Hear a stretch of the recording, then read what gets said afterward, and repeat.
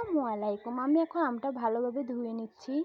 আমটা ধুয়ে আমি ভালোভাবে ছুলে নিয়েছি। এখন আমি আমটা মেশিন দিয়ে কেটে আমি ভালোভাবে চিপে রসটা বের করে নেব।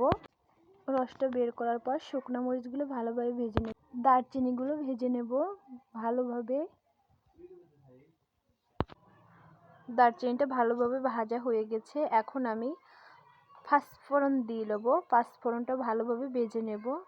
ভেজে পাঁচফোড়নটা আমি এখন উঠিয়ে নিচ্ছি, বাটিতে ঢেলে রেখে দেবো আলাদাভাবে। পাঁচফোড়নটা ভেজে আমি বাটিতে উঠিয়ে রেখে এখন কড়াইতে কিছু তেল দিয়ে গরম করে নিচ্ছি। আমটা ঢেলে লাড়াচাড়া করে নেব। তারপরে আমি কিছু চিনি দিয়ে দেব। চিনি দেওয়ার পর কিছুক্ষণ লাড়াচাড়া করতে হবে ভালোভাবে চিনিটা মিশিয়ে নেওয়ার জন্য। তারপরে কিছু হলুদ ও ভাজা রাখা মশলাগুলো দিয়ে দিতে হবে গুঁড়ো করে। তারপরে ভালোভাবে নেড়ে নিতে হবে। ভালোভাবে নেড়ে চেড়ে শুকিয়ে নামিয়ে নিতে হবে। আমার রেসিপিটি ভালো লাগলে লাইক, কমেন্ট, সাবস্ক্রাইব করে দিন।